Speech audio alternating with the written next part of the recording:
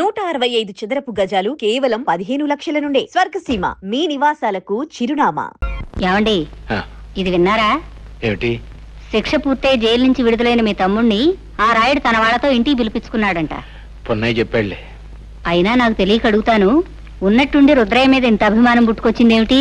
అభిమానం కాదే, అది ఈ ఊరుకు పట్టిన దురదృష్టం. రాయుడు రుద్రయ్య ఏకమయ్యారంటే నొప్పుకు గాలి తోడైనట్టే. ఏం ప్రళయం ముంచుకొస్తుందో ఏమో. ఒరే రుద్రయ్య బాబు, చికెన్ ముక్కను కటిక్కిన కొరికేయడం కాదు, ఆ అరిగాడిని పేక్ కొరికేసి రక్తం తాగేయాలరా. నా బొంద జైల్లో చెప్పకూడదు తిని తిని తిని తిని తిని పొలం మీద రెచ్చిపోతున్నాడు తప్ప హరిగాడిని ఏమీ చేయలేడు. పైగా వాడే మనోడిని నవిలి ఊసేస్తాడు. సచ్చేసేది ఆయన తీసుకొచ్చి సొంత కొడుకులో పేనం పెట్టి చూసుకుంటుంటే ఏంటి అశుభ మాటలు? అది కదండి. నోర్మి, వాడికి చికెన్ పులావ్ అంటే అంత ఇష్టం, నీకు మామిడి తండ్రన్నా అంత ఇష్టం కదా. అయ్యి బాబు, నా పేనం కదండి. అదేంటి చెత్త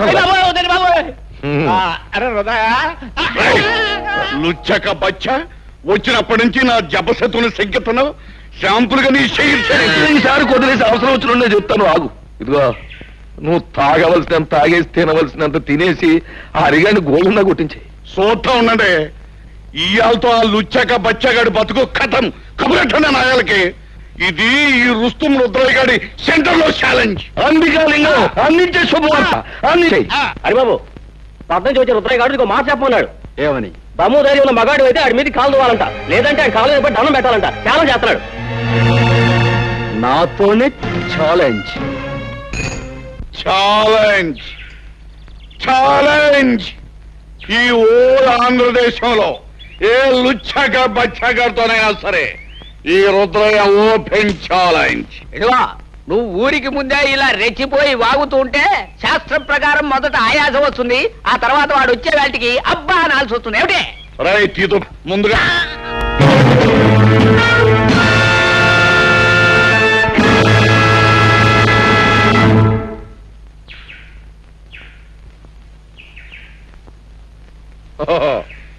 నువ్వేనా లుచ్చక బచ్చగడివి? నన్నే దెబ్బతీయాలనుకుంటున్నావు అన్నమాట. ఆ లుచ్చ కోతలాపు, దెబ్బ తీస్తానో లేదో ఇప్పుడే చూపిస్తా. అగా ప్రజలందరికీ, పెద్దలు అనిపించుకునే వారికి నేను ఒక మాట చెప్పాలి. ఈ పందెంలో నేనే నెగ్గితే నన్ను మీలో ఒకడిగా, మీ వాడిగా చూసుకోవాలి. లేకపోతే ఈ ఊరే వదిలి శాశ్వతంగా వెళ్ళిపోతాను. సమ్మతమేనా? అలాగే నన్ను తీర్మానించడమైనది.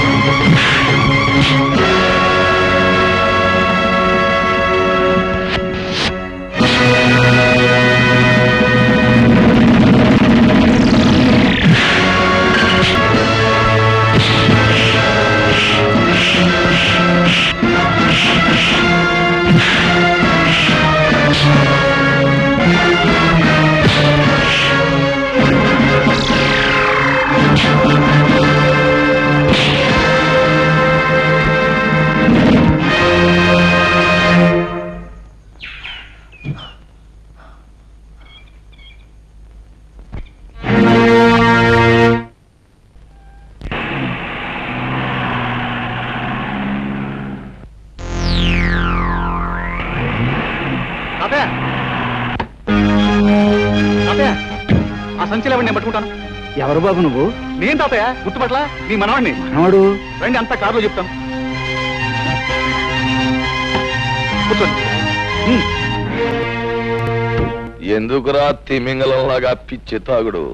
ఆయన జంక్షన్ లో పట్టుకుని ఇరిసేస్తాను, కలిసేస్తాను, పొడిసేస్తానని ఛాలెంజ్ చేసి జంక్షన్ లో 2 కాళ్ళ మీద పడిపోయి బేరమనం సిగ్గు లేదు. చిచి ఆడికి కాదు సిగ్గు, ఆయన తీసుకొచ్చి పొలం పెట్టిన వాళ్ళకు ఉండాలి సిగ్గు. లుచ్చాక బచ్చా, అసలే నేను నెప్పులు బాధలు మర్చిపోవడానికి తాగుతుంటే మధ్యలో నీ తిప్పుడే ఉంటా. నా యాలో నిన్ను ముక్కలుగా దరికి నీ మాంసంతో రుద్రయ్య, ఈ యాలకి నా మొహం చూసుదిలే. రాయుడు బాబు, ఈ రుద్రయ్య పుట్టుకుతో పులి, ఇప్పుడు దెబ్బతిన్న పులి ఇబ్బంది ఆగదు. ఇప్పుడే ఇలా నేను నువ్వు అన్నమాట సబుగానే ఉంది, కానీ ఇప్పుడు వద్దు. ఎందుకంటే ఇప్పుడు నువ్వు వెళ్ళాన్ని పొడిచేసావు అనుకో, వెంటనే ఆ కేసు నీ మీదకి వచ్చేస్తుంది, ఓడిపోయినావు కనుక. ఇదిగో పంతులతో మాట్లాడు, మంచి ముహూర్తం పెట్టిస్తాను, నీ చేతికో పిస్తోల్ ఇస్తాను, వెళ్ళి కాల్సే. ఏ పోలీసోడు నిన్ను అనుమానించరు, ఎందుకంటే ఈ మొత్తం ప్రాంతంలో ఎవరికి పిస్తోల్ లేదు, నాకు పిస్తోల్ ఉన్నట్టు ఎవరికి తెలియదు. అది నొప్పిగా ఉందా బాబు? దేవుడి దయ వల్ల పాపిస్టాడ్ చేతిలోంచి బయటపడ్డావు, మాకంతే చాలు పాపు. నిలువు నా ప్రాణాలు తీసే ఆ కసాయివాడు నిన్నేం చేస్తాడని మేము ఎంత భయపడ్డామో తెలుసా? అతను ప్రాణాలు తీస్తాడని మీరెందుకు అనుకుంటున్నారు? నీకు తెలియదు నాయనా, వాడు ఒక మనిషిని ఖూనీ చేసి జైలుకు వెళ్ళొచ్చినవాడు. శిక్ష పడ్డ వాళ్ళందరూ నేరస్తులు కారు. సాక్ష్యాలు ఆధారాల వలన ఒక్కొక్కసారి నిర్దోషి కూడా దోషి అవుతాడు. కానీ రుద్రయ్య నిర్దోషి కాదు హరి. తన భర్తను పొడి చంపడం గౌరి కళ్ళారా చూసింది. ఆ తర్వాత తన ఇంట్లోంచి కంగారుగా పారిపోవడం బావ చూశాడు. అవును బాబు, మీరు తెలియని నిజాన్ని సాక్ష్యంగా చెప్పారు. ఆ గౌరీ తప్పనిసరి పరిస్థితుల్లో అబద్ధాన్ని సాక్ష్యంగా చెప్పింది. కానీ ఆమె భర్తని ఆ రాయుడు కత్తితో పొడిచి చంపటం నేను కళ్ళారా చూశాను. నువ్వు చూసావా? అంటే నువ్వు అప్పుడు బాబు నువ్వు? నేనెవరినో కాదమ్మా, ఇన్నేడు మీకు దూరంగా బ్రతికిన మీ కన్న కొడుకు హరిప్రతాప్.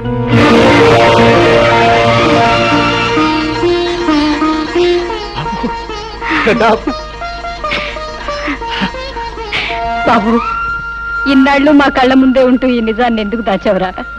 నిన్ను చూసిన దగ్గర నుంచి నా కన్న మనసు ఏదో తెలియని బాధతో ఎంత తల్లడిల్లిపోయిందో తెలుసా? ఇన్నాళ్ళు ఎందుకు చెప్పలేదురా? అమ్మా, నాకు మిమ్మల్ని చూడగానే నిజం చెప్పాలని, అమ్మా నాన్న అని పిలవాలని ఎంతగానో అనిపించింది. కానీ నేనొచ్చిన లక్ష్యం నెరవేరాలంటే మనసును రాయి చేసుకోవడం తప్పనిసరైంది. నేను అనుకున్నట్టే అంతా జరిగింది కనుక ఇప్పుడు మీకు నిజం చెప్పిన పర్వాలేదనిపించి చెప్పాను. నాన్న, ఆ రోజు మీకు గుర్తుందా? మాస్టర్ గారికి మామిడిపళ్ళు ఇచ్చి రమ్మని మీ దాన్ని పంపించారు.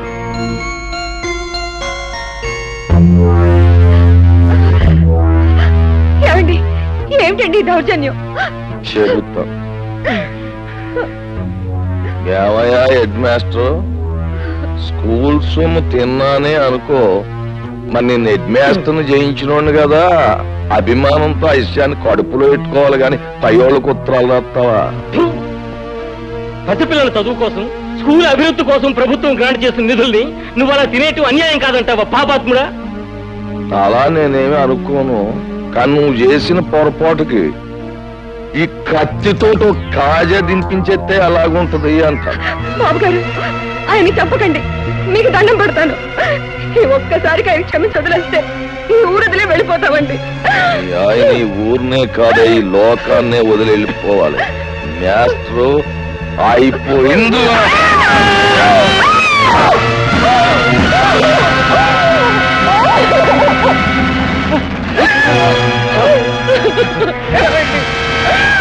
రాముడు, ఆ కూర నా కొడుకుని పట్టుకుంటారు, ఈ కూలికి సాక్ష్యం ఉండకూడదు.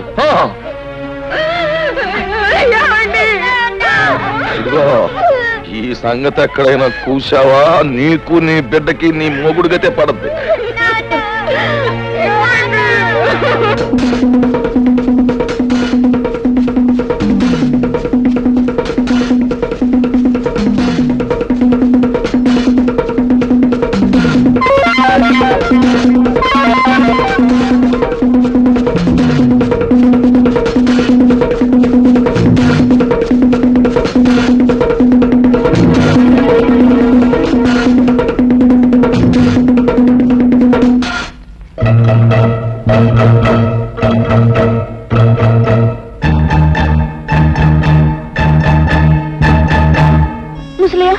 నన్ను మా ఇంటికి తీసుకెళ్ళవా?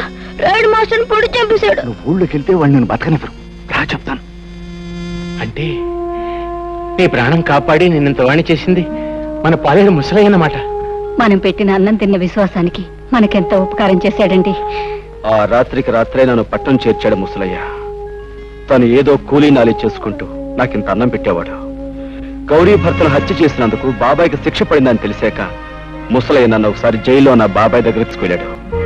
బాబు హరి, బాబాయ్ నువ్వేం తప్పు చేసావు? నేను జైల్లో పెట్టారు. నేనే తప్పు చేయలేదు బాబు. తప్పు చేసిన వాళ్ళు తప్పించుకు పడిపోయారు. నేను పట్టుబడిపోయాను. రుద్రయ్య బాబు, మాస్టర్ నా రాయుడు పొడి చంపడం హరిబాబు కళ్ళారా చూశాయట. అవును బాబాయ్, మాస్టర్ రావుడు పట్టుకుంటే రాయుడు పొడి చంపేశాడు. నాకు కోపం వచ్చి రాయి తీసుకొట్టాను. దాంతో రావుడు నా వెంటబడ్డాడు.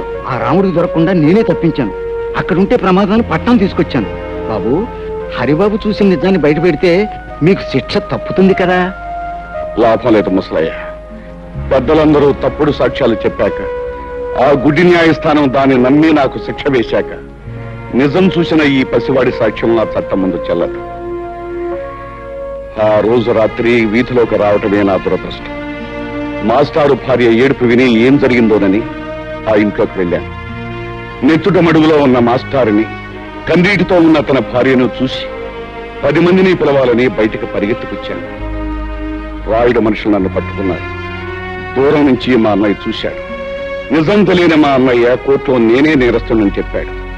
కానీ అంతా తెలిసిన మాస్టారు భార్య ఎందుకనో అబద్ధం చెప్పింది. బహుశా దిక్కులేని ఆడదాన్ని రాయుడు మనుషులే బెదిరించి అబద్ధం చెప్పించుంటారు.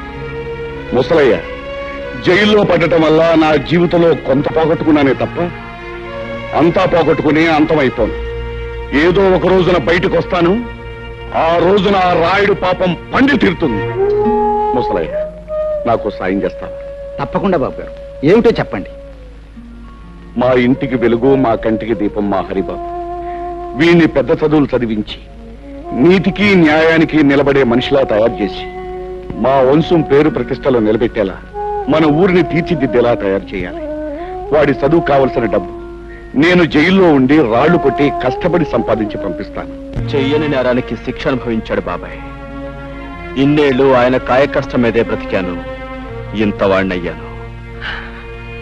నేను ఎంత పాపిష్టివాడిరా బాబు. ఈ ఊళ్ళో జరుగుతున్న అన్యాయాల్ని, అక్రమాల్ని ఎదుర్కొంటూ అందరికీ అండగా ఉండే మీ బాబాయ్ దోషి అని నమ్మాను. తప్పుడు సాక్ష్యం చెప్పి చేతులారా జైలుకు పంపించాను. వాడిని క్షమించమని అడిగితే తప్ప నాకు మనశ్శాంతి లేదురా. మీ బాబాయ్ ఎక్కడున్నాడు? మా ఇంట్లోనే ఉన్నారు మావయ్య గారు. నువ్వా? ఎంతసేపు వచ్చి? నీ గురించి, గతంలో మా నాన్న చేసిన నేరాల గురించి, అందుకు అన్యాయంగా దోషిని ముద్ర వేయించుకున్నా మీ బాబాయ్ గురించి చెప్తున్నప్పుడే వచ్చాను హరి. ఇంతకాలం నేను ఒక స్వార్థపరుడు కూతుర్నని సిగ్గుపడేదాన్ని. ఇప్పుడు ఒక హంతకుడు బిడ్డనని తెలిసి అవమానంతో బాధపడుతున్నాను. నిజంగా నాకు మీలాంటి మంచి మనుషుల మధ్య నిలబడే అర్హత కూడా లేదు. నేను వెళ్ళిపోతా. చూడమ్మా పద్మ, పిచ్చి పిల్ల, అవేం మాటలమ్మా. మీ నాన్న చేసిన తప్పులకు నువ్వెందుకు బాధపడటం? నువ్వు ఆయన రక్తం పంచుకు పుట్టావే గాని బుద్ధులు గుణాలు పంచుకోలేదుగా. చెప్పు. నేను చెప్పను. చెప్పు రావుడు. ఉండండి, ఆడితో నిజంగా చెప్తాను నాకు తెలుసు. అయితే చెప్పించు. మర్యాదగా చెప్పు, ఆ హరి ఎవడు? లేదో నీ ప్రాణం చేస్తాను. చెప్పు. ఆ హరి ఎవరో కాదురా, మీ పాలిట యముడు, ఆ బ్రహ్మనాయుడు కొడుకురా. రుద్రయ్య, ఆ మంచి ముహూర్తం వచ్చేసింది. పిస్తోల్ పెట్టుకో, వెళ్ళి అరిగాని కాల్చి.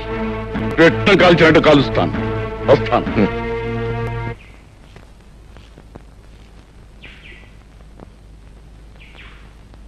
అరే అరే,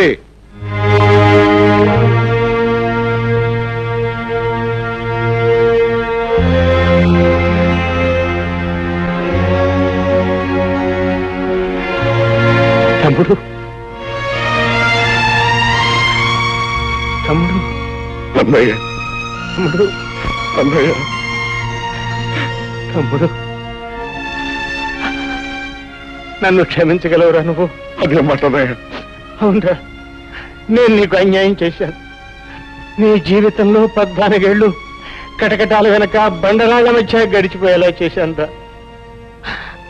నీ తోడబుట్టిన వాడిని ఎందుకు కూడా నీకు అయ్యం చేశాను. నన్ను క్షమించు. ఊరుకో ఊరుకో ఊరుకో. నా నుదట అలా రాసుంటే దానికి ఎవరేం చేస్తారన్నయ్య? నీ కళ్ళకు కనిపించిన నిజాన్ని నువ్వు చెప్పావు. ఇందులో నీ తప్పే ఉంది. అవును, ఇంతకీ ఇదంతా నీతో ఎవరు చెప్పారన్నయ్య? నేనే చెప్పాను బాబాయ్. అంతేకాదు, మన ఇద్దరం కలిసి ఆ రాయుడు ఆట కట్టించడానికి ఎలాంటి ప్లాన్ వేసాం కూడా చెప్పాను. హరి, వీళ్ళకి నిజం తెలిసినట్టే నువ్వు ఎవరివన్న నిజం రాయుడు కూడా తెలిసిపోయింది.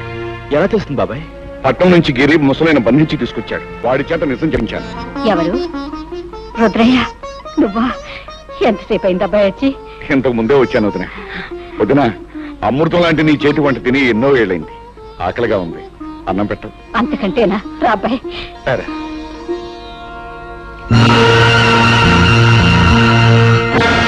ఎరా రాముడు, నువ్వు చెప్పేది నిజమా? అవును బాబు, నా కళ్ళారా చూశాను, చెవులారా విన్నాను. అమ్మ రుద్రిగా, నువ్వు నా ముందే కుప్పి గంతులేస్తావురా? సరే, మీ అందరినీ కట్టగట్టి బాదం హల్వా, బందర్ లడ్డు, కాకినాడ కాజా కలిపి తినిపించేస్తా.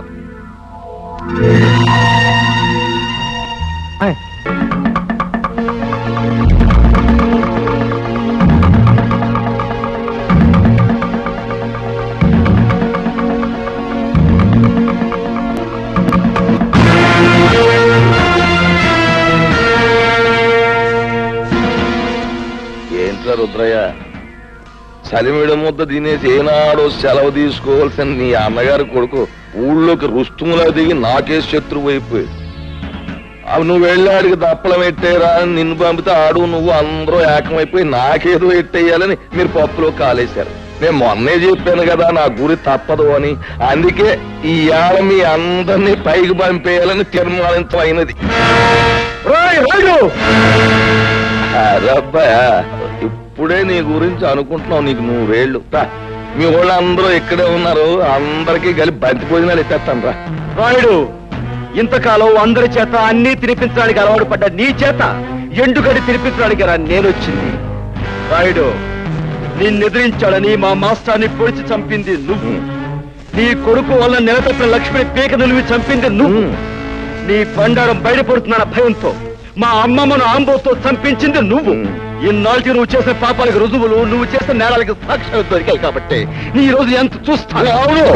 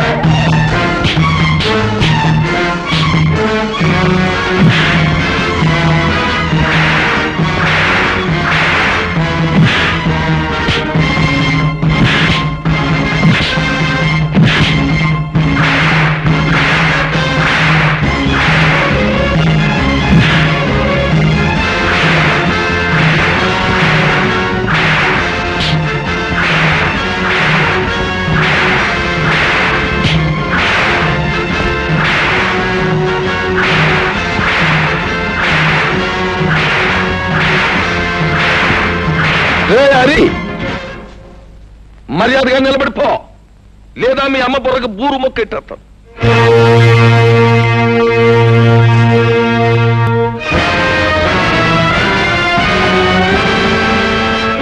రే, నట్టుకొచ్చా చెట్టు కట్టేయండిరా.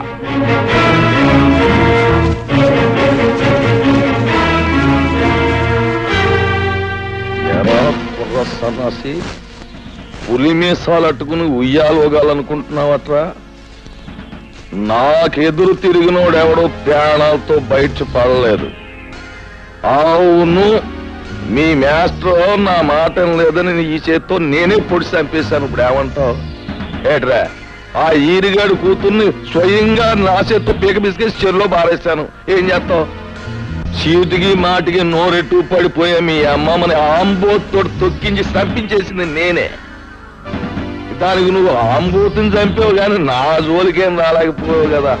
ఇదిగో ఇక్కడ నేను నేరాలు చేసినా ఘోరాలు చేసినా న్యాయం గాని చట్టం గాని ప్రజ గాని ఏం మాట్లాడడానికి ఏం లేదు. అది ఊరు పద్ధతి.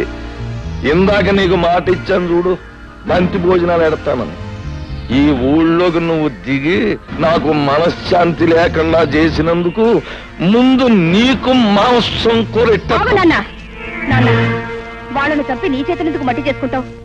ఈ హరి రుద్రయ్య చేసిన వెధపోలు ప్రజలకు తెలిస్తే వాళ్ళే వీళ్ళను రాళ్లు పుచ్చు కొట్టి చంపేస్తారు. ఏంటి తల్లి నువ్వు చెప్పేది నాకే అర్థం కావట్లేదు. హరి మంచివాడు కాదని నాకు ముందే తెలుసు. అందుకే రహస్యంగా గమనిస్తుండేదాన్ని. ఈ రుద్రయ్య వచ్చాక ఒక రోజు ఇద్దరు కలిసి ఎవరూ లేరనుకొని కొన్ని నిజాలు మాట్లాడారు. అవన్నీ రికార్డ్ చేశాను, విను. రుద్రయ్య బాబాయ్, ఇంకా సిటీలో పోలీసులు నా కోసం గాలిస్తున్నారంటావా? ఎంత గాలిస్తే మాత్రం వాళ్ళు నిన్నే పట్టుకోగలరా? అయినా రేప్ చేసిన పిల్లను పేగడొక చంపేకి ఎందుకు వదిలేసావరా? అందుకే అది నీ గురించి రిపోర్ట్ ఇచ్చింది. అది కాదు బాబాయ్, అప్పటికే 2 హత్యలు చేస్తున్నాను. మళ్ళీ ఇంకో ప్రాణం తీయడం ఎందుకా అని ఊరుకున్నాను. ఇంతకీ రాయుడు కూతుని వదిలేసావా లేకపోతే ఓ పట్టు పట్టావా? తొందరపడక బాబాయ్, మంచోళ్ళ నటించి ముందు ఈ ఊళ్ళో అమాయకపు మొగుళ్ళు తాలూకు పెళ్ళాలను సరిచేస్తున్నాను.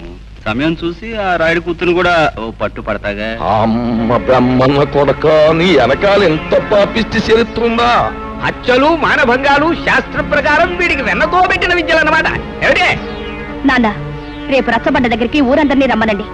ఈ నీచులిద్దరినీ నిలబెట్టి ఈ టేప్ వినిపిస్తే చాలు, వాళ్లే వీళ్ళ దుమ్ము దులుపుతారు. కరెక్ట్. ఉప్పు నా కూతుర్ని అనిపించుకున్నావమ్మా.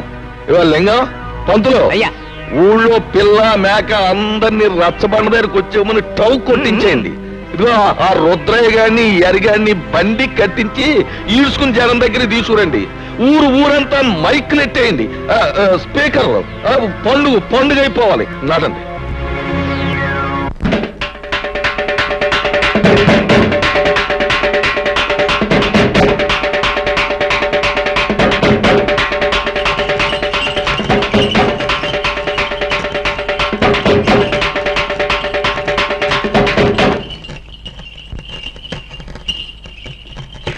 మహాజనులారా, నా గ్రామ ప్రజలారా, చక్కగా చల్లగా సాగిపోతున్న మన ఊళ్ళోకి ఈ అరిగాడనేవాడు పాములాగా వచ్చి ఇషాన్ని గక్కి ఊరిని అల్లకల్లోలం చేసేశాడు. అందుకే ఆడి చేత బాగా పొలవ తినిపించి మరీ గెంటేశాను ఊళ్ళోంచి. కానీ వెళ్ళిపోయినోడు ఆడు ఊరుకోలేదు. పగబట్టిన పాములాగా మళ్ళీ తిరుగు ఊళ్ళోకి వచ్చాడు. మరి పచ్చినెత్తుర్ని పానకంలాగా తాగేసి ఆ రుద్రయ్య గారితో స్నేహం చేశాడు.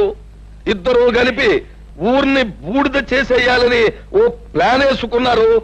మాట్లాడమేమా లింగం? అయ్యా, హరి రుద్రయ్య ఎన్ని నేరాలు ఘోరాలు చేశారో మీ ముందు బయట పెడుతున్నాం.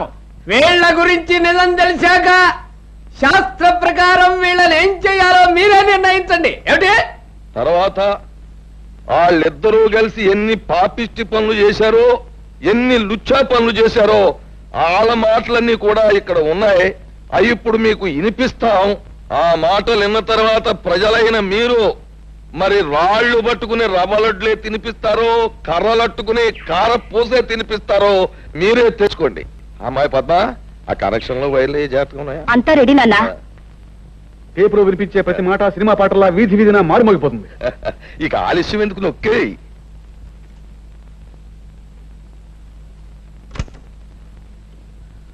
నాకెదురు తిరిగినోడు ఎవడో ప్రాణాలతో బయట పడలేదు.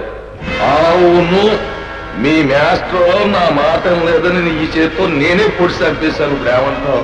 ఆ ఈరిగాడు కూతుర్ని స్వయంగా నా చేతితో పీక బిస్కెట్ చెరులో బారేశాను. ఏం చేస్తావు? చీటికి మాటికి నోరెట్టు పడిపోయా మీ అమ్మమ్మని ఆంబోతో తొక్కించి చంపించేసింది నేనే. దానికి నువ్వు ఆంబోతుని చంపావు కానీ నా జోలికేం రాలేకపోయావు కదా. ఇక్కడ నేను నేరాలు చేసినా ఘోరాలు చేసినా న్యాయం గాని చట్టం గాని ప్రజ గాని ఏం మాట్లాడలేదు. ఆ కనెక్షన్లు పీకి పారేసి అరిగాడు కుటుంబానికి మంగళార్తి పడి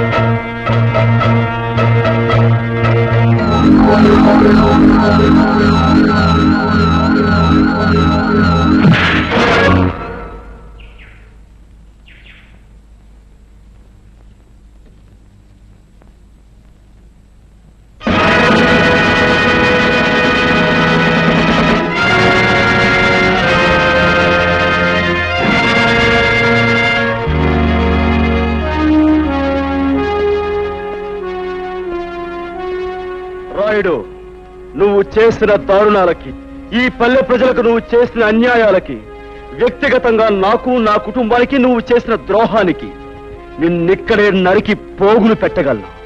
కానీ నేను ఆ పని చెయ్యలేను. ఎందుకంటే నేను చట్టానికి బద్ధుణ్ణి.